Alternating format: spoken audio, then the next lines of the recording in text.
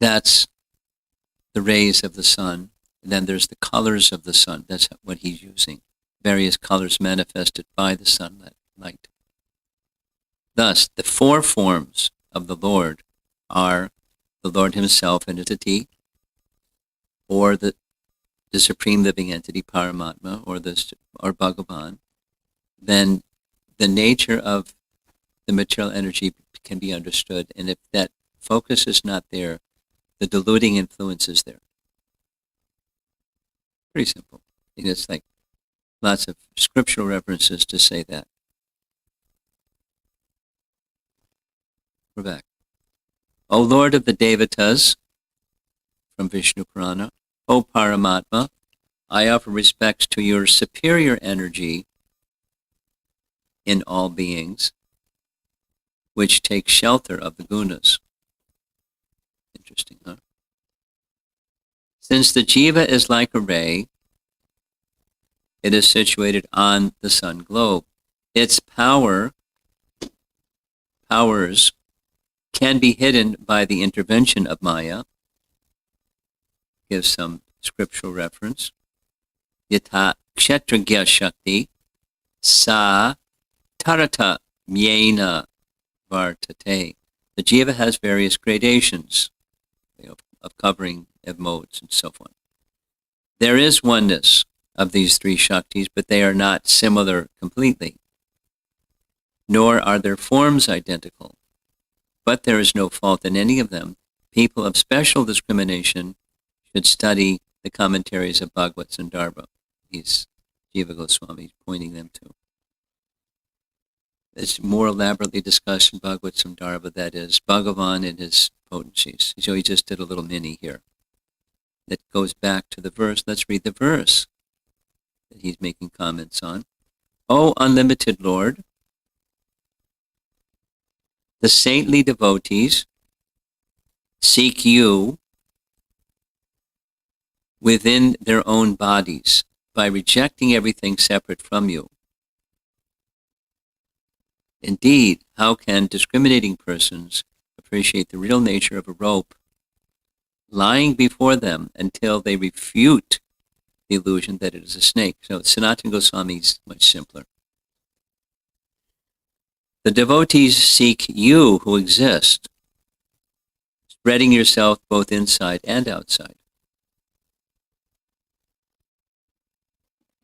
O unlimited Ananta, you spread inside and outside everything. Do the devotees seek you only in their own bodies? No, not at all. They also seek you outside. Why? They reject that which is false, that is, Atma Tattva, known by non-devotees as Asat. It's emphasizing the rejection of the deluding influences and the less than conscious feature of the material covering, so they don't identify with it. If they do not reject it, pure knowledge will not arise. That is expressed in the second half of the verse. Without rejecting the false object, how can one accept the real object? The devotees first reject the false knowledge of the Lord and think, I'm not the Lord, I'm a servant. Then they can attain the Lord. Or atat. Now this is not asat, it's atat. So tat means there's a pronoun that refers to the absolute truth. And atat means that which isn't. Atat can mean nirvana. Without rejecting nirvana, which is atat, one cannot attain the real object. Without rejecting the false snake, how can one realize the real snake? Or, how do those in knowledge search for the Lord? They search in the lotus of their hearts. Antarbhave. They reject everything unless it is related to you. Quote, by remembering the Lord, that happens automatically. Why should one attempt rejection? Answer, without rejection, the poison of the snake, without rejecting the poison of the snake, without rejecting karma and gyan, How can one perfect remembering the Lord? So summary. That's the end of that nice verse. And the summary is: focus your attention on the realm of spirit, whether it's the Jiva, Paramatma, personality of Godhead, or Krishna himself.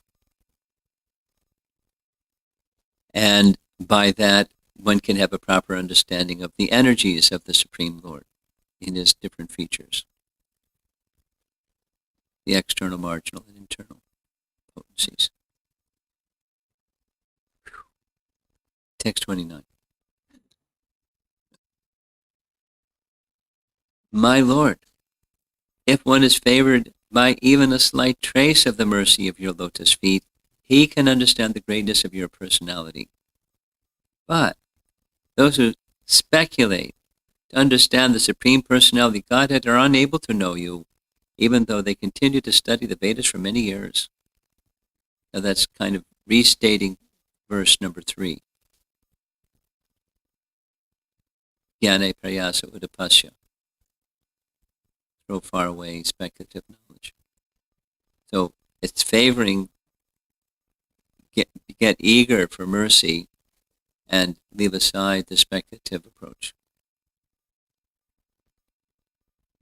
And here in the purport, quotes Prabhupada's Chaitanya Charitamrita Madhya Lila chapter 6, text 84, where Prabhupada writes, Lord Krishna is very eager to bestow his mercy upon the conditioned living beings. Thank God. Who are uselessly struggling with the Lord's illusory energy, Maya. The conditioned soul struggles for happiness through sense gratification and for knowledge through mental speculation. Both processes ultimately bring him to a morose and hopeless condition. If the conditioned soul surrenders to the lotus feet of Lord Krishna and thus acquires even a trace of his causeless mercy, the whole situation is changed, and the living entity can begin his real life of bliss and knowledge in Krishna consciousness. Now that sounds like a Prabhupada purport. It's like giving hope in a situation that doesn't look so good. Sense gratification and mental speculation, useless. Both processes bring him to a morose and hopeless condition. Then comes the good news. If the conditioned soul surrenders to the lotus feet of Krishna, and thus acquires even a trace of his causeless mercy, the whole situation is changed, and the living entity can begin his real life of bliss and knowledge in Krishna consciousness. So here's Vishwanath Chakrabarti Thakur writes, only by devotion to Krishna is it possible for the jiva to attain a realization of the bliss of Brahman. So, all of in one sentence, the whole of Brahma's prayer is advocating bhakti. And this is one of those little advocating of bhakti things.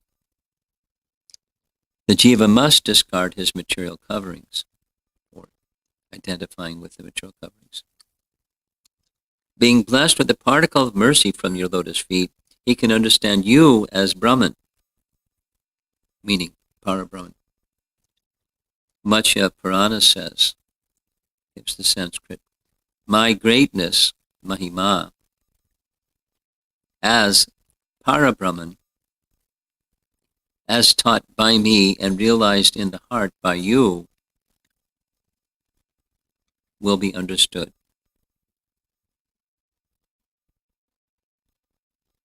So bhakti is the means. Sridhar Swami explains this verse as follows. You will know the Supreme Brahman, that's Krishna, having received mercy from me. To obtain a particle of mercy of the Lord means that the Jnani performed mixed devotional service previously. The Lord bestows mercy of bhakti yoga to that jnani who gives up avidya and vidya, who gives up jnana and accepts pure bhakti. That person who prefers jnana and gives up bhakti and enthusiastically pursues Brahman, though he is guru for thousands of jnanis and studies scriptures and practices yoga for a long time, he does not know the true nature of the Lord.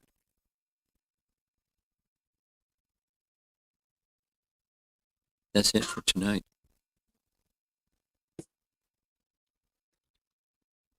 One of my nice favorite book distribution stories connects to this.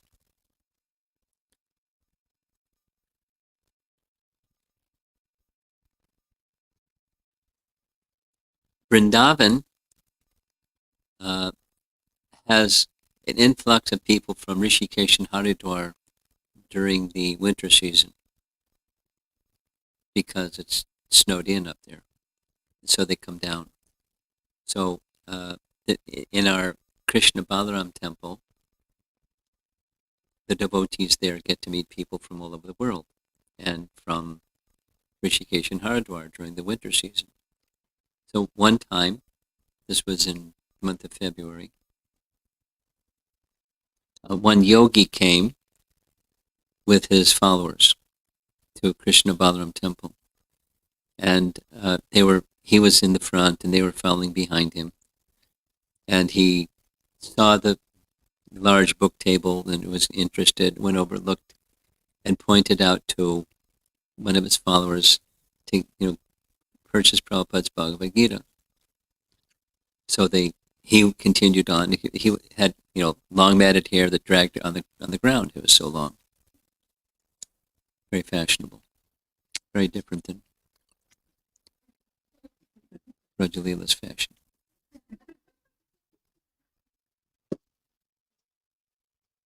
And then he went, saw the deities and came back out. He came back the next day alone. And he said it in Hindi. The book distributor was a Russian girl, so it was through a translator. He said, my whole life I've been teaching Bhagavad Gita, but I never understood it. I never understood that I didn't understand it until I read this. I was up all night reading this Bhagavad Gita. It's wonderful. Let me have some of those other books. So, a meditator, yogi, jnani, or whatever he was, or mixture of things, some bhakti makes it possible to go further in the bhakti process in association with devotees through Prabhupada's book. So it's a great opportunity, especially because Prabhupada has made it much simpler than some of these commentaries that we're reading, for new people to get a glimpse of and have hope in going forward in the bhakti process. But say it negatively, there's so many people out there that have never had that opportunity. I can share this from, book distribution experiences. Traveling in a van literally across the country multiple times. And it's a big country. There's a lot of people out there. And a lot of people have never met a devotee. Parma Karuna was sharing this with me. When the COVID thing happened, they started a thing of going to Walmarts. And it was all the way up in that part of Michigan that's Upper Peninsula, I think it's called. Maybe it's Wisconsin. Upper Peninsula. There's some sections like, no one's been there. And everyone took a book. There weren't as many people, but, they're very simple. And what's the opportunity for them to make a contact? Probably through internet. That's the other option. But somehow introducing people to Krishna consciousness is fun. It's his challenge. And then the hard part is to have them, give them association so they can move forward, and give them association best if there's clarity on what our teachings are. Yes? And there's a lot required to get clarity in what our teachings are. And it's not just knowledge, information kind of knowledge, but it's a purity of heart kind of knowledge that brings about transmission of Krishna conscious knowledge and the potency to have it transmitted then with the receiver is on. And some people have their receivers on, some people don't. But whether it's that their past has an abundant amount of bhakti or not, even just a little beginning is a beginning. And for people that have a little more than a beginning, then they get a little more than a beginning, and so forth. The flow of Krishna Tattva, the sound vibration of the Bhagavad Gita and Srimad Bhagavatam, together with, of course, Krishna Prasadam and the holy name, that's the three main prongs that help people go forward. There's further things, of course. But making that opportunity available, that's Lord Chaitanya's Sankirtan movement. But to do the Sankirtan movement part properly, having a clear understanding of this message. And as far as possible, being able to address questions that other people have because that will help them remove their doubts or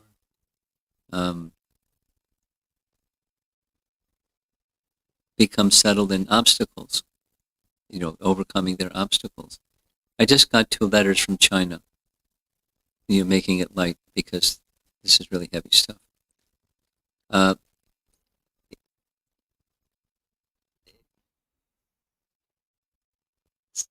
I got 3 letters. I didn't read the 4th and the 5th one.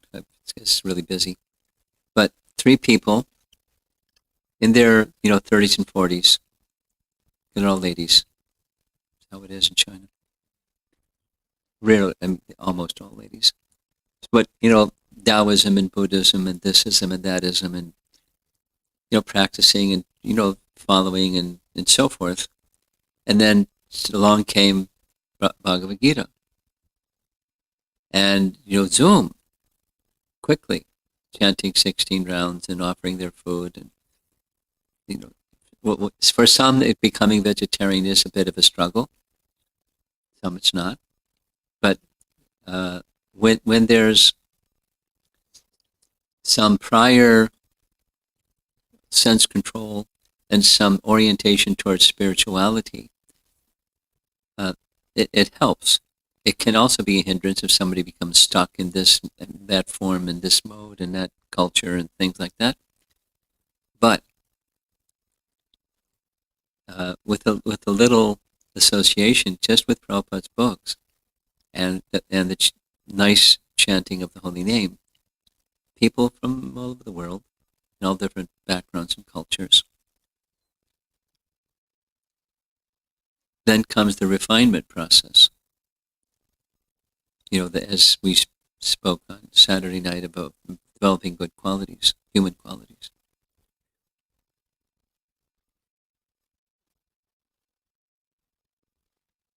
But the bhakti process has the power to carry us there. And good association helps us get there. In fact, it's essential. So we need to become good association for others, right? And receive good association when we have it available to us. And study Prabhupada's books carefully. This 14th chapter is really long, and I'm not sure if I'm going to continue it because it's that the philosophical content is. I'm not sure it's going to be really appealing to everybody.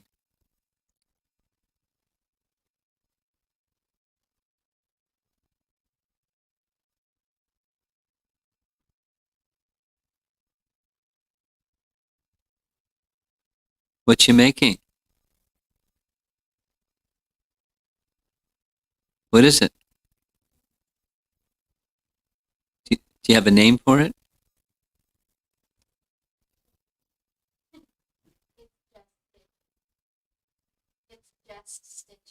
Stitching. Not making something, just stitching. Okay.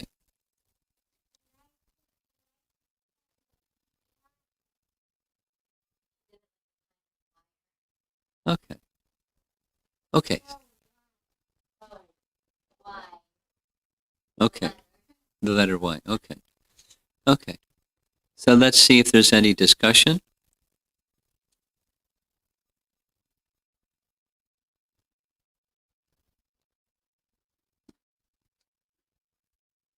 Yes?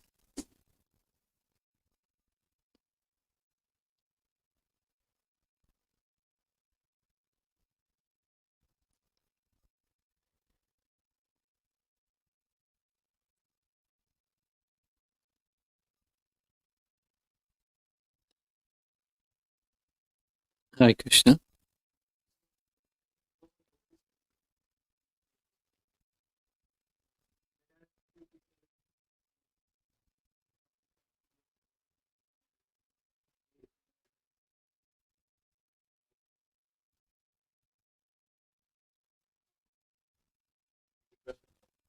Ah. On book distribution, some people take it and make progress right away. So And is it their previous like piety? Is that what? not just piety, previous devotional service. Commonly, it's previous. This is Rupa Goswami, by the way. Is it also the faith that they have by reading those books? Yes, faith may have been covered by all kinds of dirty things, but it gets restored quickly by contact with something that's pure.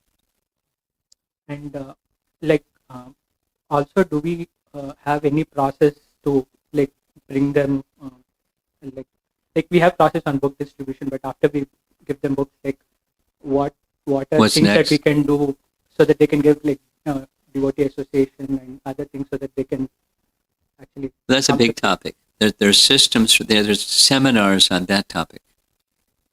And, it's follow up. But do I need to go? You want me to talk to you about follow up?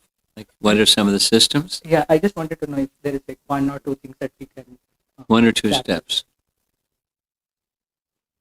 It depends on if there's an organized effort or it's a solo effort. And if you want a solo effort, I mean, one person that's very proximate is Acharya Nishta. That's what he does. He follows up. And he has people, because he travels, he has people in different places. But he has different ways of following up. And it's something that before there was internet and all that other stuff, that it just, a personal practice that I would use is 3. In the course of the day, everybody gets a chance. Mercy goes out to everybody. In the course of the day, there's going to be 2, 3, 4 people that are really special. And I want to reach out to those 2, 3, 4 people. And then of those 2, 3, 4 people, in the course of a week, maybe one will actually do something because they get distracted and whatever. So just keep in touch with people. And then some continue and some drop out. So if you, according to your style and your time constraints and what inspires you, you find a way that works for you. Or in some places, there's a team that's what they do, is they do follow-up. As soon as a name is given to the team, then they have their system. They do follow-up. And it doesn't have to be a full-time person. It can be a full-time person. But it can just be a part-time person. So names are given to so-and-so. And the so-and-so has a system. It's kind of like sending out tax-exempt receipts to people who give donations. Somebody does that. It doesn't have to be the person that takes the money to the bank. But somebody does that. So somebody's, or like, in in churches. I requested somebody some years ago to do guest reception. So what they decided to do is they went to 3 different places. They went to a Catholic, a Protestant, and a synagogue, assembly place to see what they do. And then, one of the places, within 24 hours after they went to the assembly, as church, whatever it was, they got a little something that said, "Oh, thank you for coming. So nice. We look forward to seeing you again." So it was like, wow, they're organized, and they mean it. They care. So whatever works on a personal or group level, follow-up is real important. Relationships are real important. And people discount relationships. So,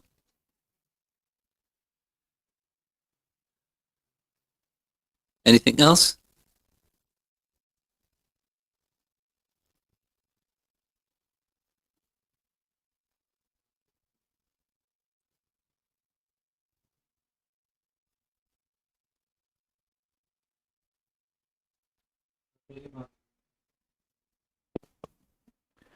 Atulya Mataji is asking,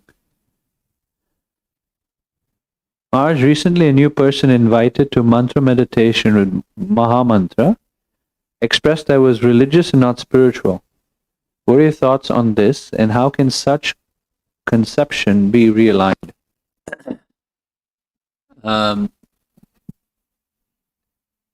Advaita Chandra or Krishna Priya, it might have been Krishna Priya, put together a whole really nifty little package on spiritual religious.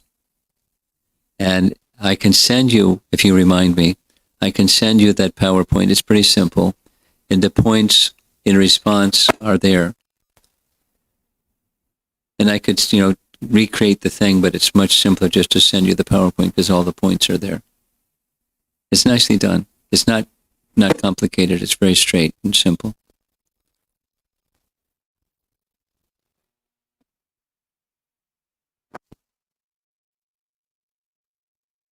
Amar Mataji asks, Hare Krishna Maharaj, many times we might, looks like she has 2 questions. Many times we might have remembrance of Krishna, but may make wrong judgments or decisions. Could you kindly elaborate on how illusion and forgetfulness of Krishna are related? How illusion and forgetfulness of Krishna are related. Do you understand the connection between the preamble and the question itself? I think what she's trying to say is that we might be remembering Krishna but make wrong decisions That says in the first based part, yeah. on illusion. Or it's a symptom of being an illusion because we're making wrong decisions.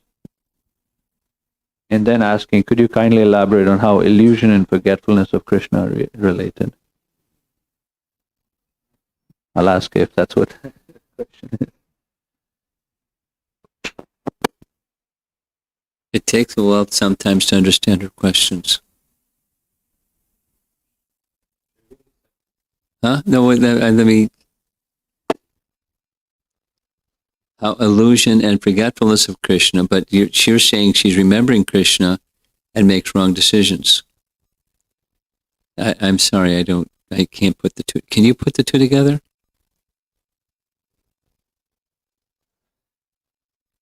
You have any comment on her question?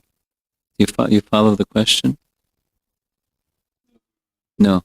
Okay.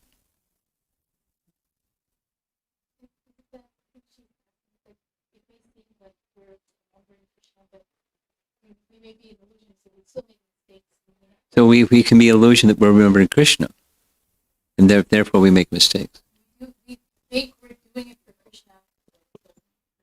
She confirmed my understanding that we're remembering Krishna, and so we make a decision and that decision or that judgment is wrong, she understands that as being a symptom of illusion.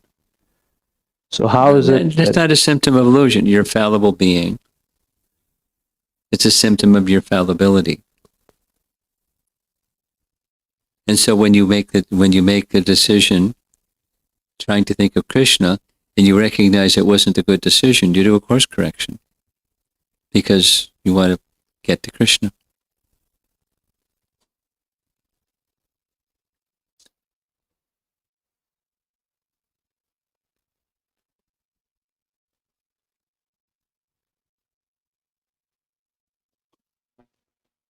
Question 2. We just started a japa call with 2 new persons where we chant around and read, quote, on the way to Krishna. What should be our considerations for choosing a book to read and what to share? Ask them. Give them some options and say, this is what's over here and that's what's over there, and then another thing is over in that other place. What are you attracted to? And then you read that. It's a nice way that already has a menu built into it is Science of Self-Realization. There's an index in the front, and then there's headings, and then there's subheadings under those headings. And if there's something they're interested, you can read those things they're interested in. That's another. Let them pick. And then they own it. They picked it.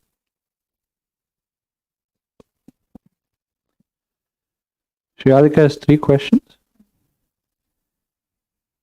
You had mentioned we've introduced people to Krishna consciousness and then come to the refinement process, like you spoke on Saturday, development of qualities of a human being. So question 1, is Anartha Nivritti the longest part of the journey from Abhas to Shuddha Bhakti? That's been my experience.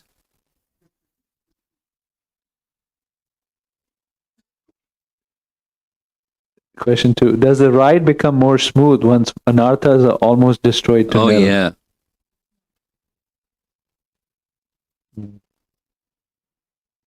Question 3, from personal experience, this part of the journey is so arduous. Yes. And there are unlimited layers of refinement needed. Yes. Even the veterans indicate that they have many miles of anarthas to purify. Yes. I know there isn't an alternative or a shortcut, Yes, that's right. but What should I do? how to be encouraging Okay. how to be encouraging to new persons to take up the process, while I myself am struggling 17 years after having taken up the process to even just come to the platform of being a human being. Well, don't pretend that you're something that you're not. Just, but you with your sincerity of purpose will be compelling. That a new person that wants to stick around will be attracted to a person who has good character, even if there's, they're less than a perfect being, very sincere and humble individual. So go for those basic characteristics and qualities, and that will help attract people.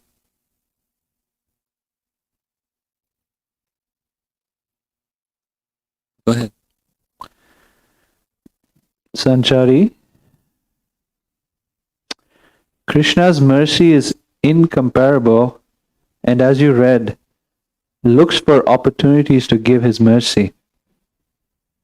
It's available through so many avenues.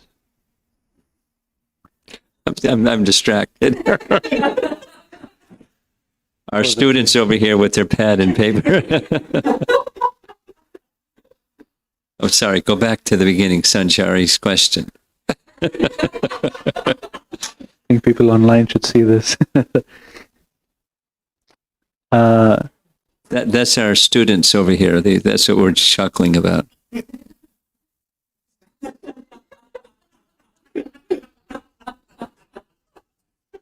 Okay, go ahead. Enough laughter. No more fun. Let's keep going.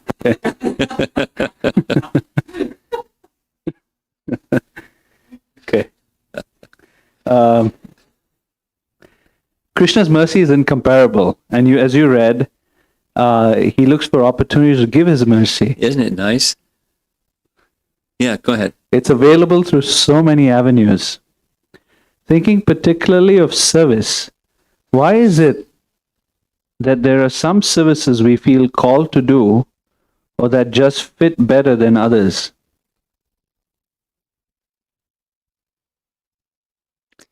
The mercy comes in so many avenues. So we have our psychophysical nature. Some like it hot, some like it cold. And there's another part to that story. Modes of nature. Some like it in the pot, 3 days old. You know what mode that one is. Wow. I'm getting giddy. Go ahead. Is creating attachment to a particular service an incorrect attitude towards Krishna's kindness?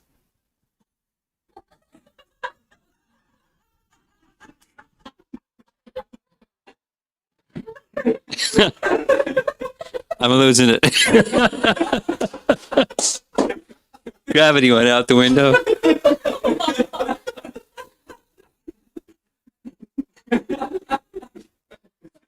It's been a long day.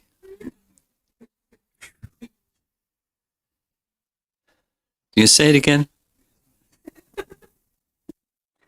So Krishna's mercy coming as service. Is creating attachment to a particular service an incorrect attitude towards Krishna's kindness? Yeah. And there are things that you're not attached to, and you do those too. And that's a sign of service to Krishna too. And receiving his mercy.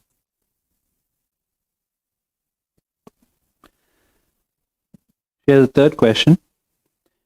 How do we see Krishna's kindness in instances where we may no longer have access to that service?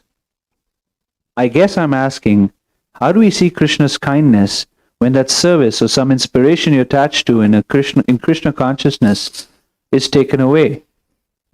Well, that sounds like COVID. I mean, so many things that we've all been just part of our bhakti life and not there now. So how do you process that? Well, you find Krishna's going to give you access to him in some other way, and you do that some other way.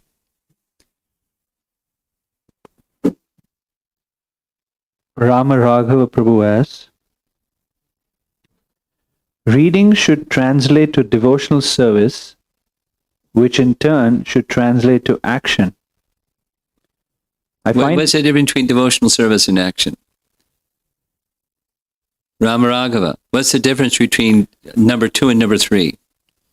Reading leads to, devotional service leads to action. What's the difference between devotional service and action? Excuse me for interrupting. What's the rest of the question? I find it hard to put all that I read on a recurring calendar appointment. Am I not applying the principle correctly? Or I have a misunderstanding of the principle regarding the principle itself. I don't understand your question. I mean, you start somewhere and you do that something somewhere, and you do that with some regularity.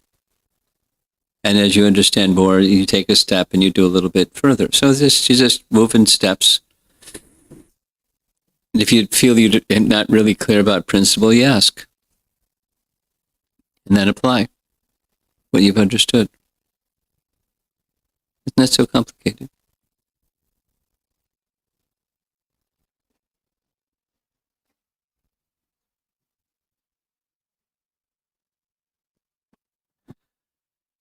I had a follow-up and also related to this, but a follow-up on my question from yesterday because I was thinking about your response a little bit further, the controversy question. And I'm thinking about our students over here too. Yeah.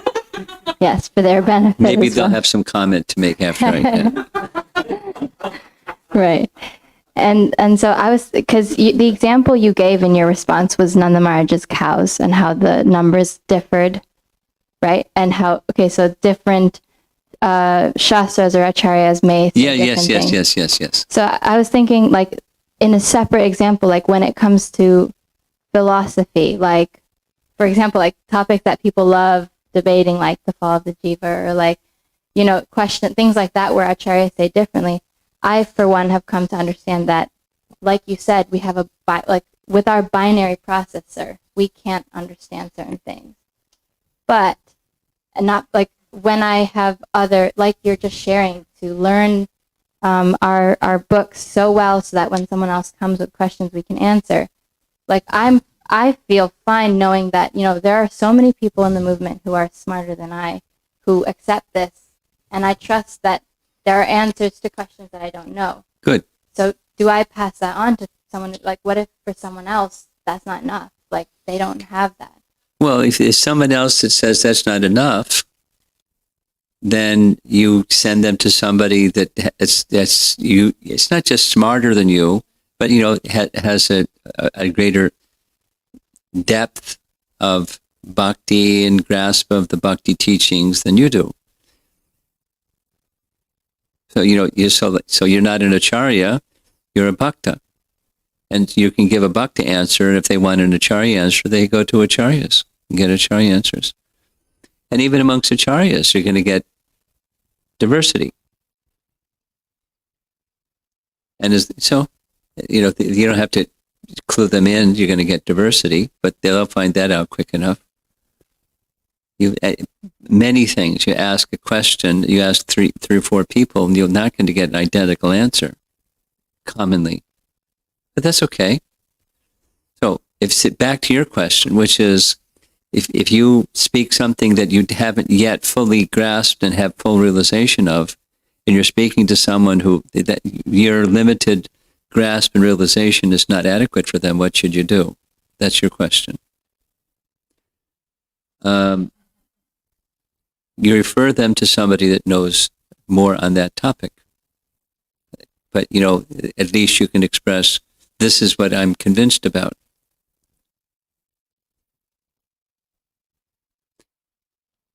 I'll give a little example. This is from when I was still in college. And I was reading books. And one of the books I was reading was a Sufi book. And in the Sufi book, there's a really clear description of a Sufi, saint describing the form of Krishna. So I had, I went to visit a devotee who I had respect for. I went all the way to Toronto from Buffalo to visit this devotee. And, I had my Stump the Swami questions for him. And it was like, little ones. And then finally there was this one. How does Sufi can understand Krishna's form? Here it is. The Sufi book, here's the page. And he thought and said, I don't have the answer to that, but this much I know. And it was very humble.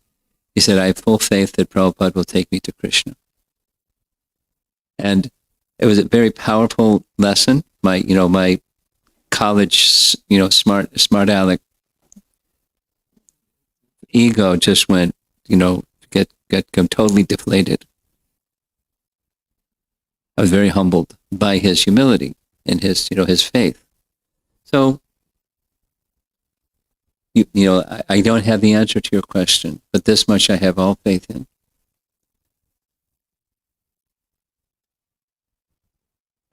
So again, that's a little bit like this other question of the most important quality when helping to introduce people is your own sincerity and your own little devotional quality, like starting with humility and simplicity and truthfulness, and that's compelling.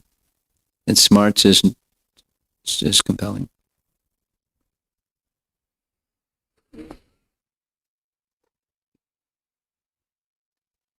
Okay.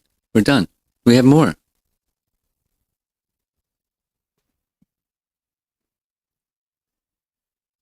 This is from Girivaradharida.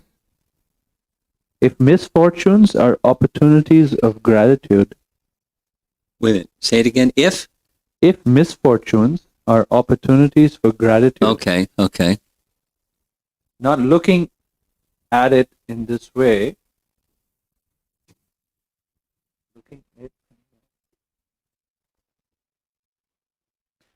not looking at it in this way, is it ignorance of Krishna? Yeah. And instead of knowledge of Krishna, it's selfishness. If Krishna is at the center, then I'm at the center. And I'm at the center. So Krishna is not in the picture. Good. That's it. Prabhupada ki jai.